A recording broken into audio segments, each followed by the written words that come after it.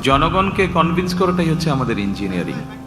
জনগণকে আমাদের তারেক রহমান বাংলাদেশের রাজনীতিতে এক নতুন অধ্যায়ের সূচনা করেছেন। দীর্ঘ সময় দেশের বাইরে থেকেও তিনি গণতান্ত্রিক পন্থায় দলকে নেতৃত্ব দিয়ে এক অভাবনীয় সাফল্য এনে দিয়েছেন। তার নেতৃত্বে বাংলাদেশ জাতীয়তাবাদী দল বিএনপি ঐতিহাসিক বিজয় অর্জন করেছে।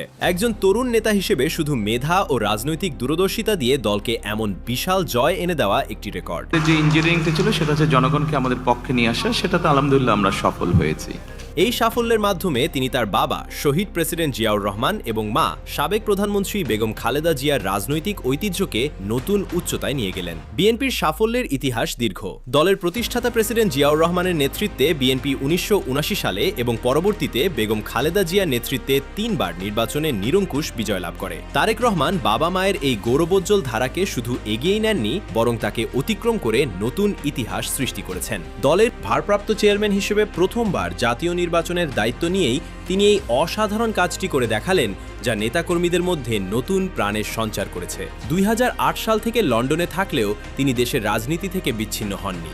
সম্প্রতি মাকে হারানোর গভীর শোক সামলে তিনি দলের নেতৃত্বের দায়িত্ব কাঁধে তুলে নেন। এবারে জাতীয় নির্বাচনে তারেক রহমান নিজে ঢাকা 17 ও বগুড়া 6 আসনে প্রতিদ্বন্দ্বিতা করে বিপুল ভোটে জয়ী হন। তার এই ব্যক্তিগত বিজয় কর্মীদের মনোবল বহুগুণ বাড়িয়ে দেয়। তার নেতৃত্বেই বিএনপি একক সংখ্যাগরিষ্ঠতা অর্জন করে সরকার গঠন করতে যাচ্ছে, যা বাংলাদেশের গণতন্ত্রের জন্য একটি নতুন ভোগ। বাংলাদেশের ইতিহাসে এটাই প্রথম যে কোনো নেতা দেশের বাইরে থেকে দলকে এতটা সুসংগঠিত করে নির্বাচনে এমন বিজয় এনে দিলেন। নানা ষড়যন্ত্র ও প্রতিকূলতার মুখেও তিনি ছিলেন অবিচল।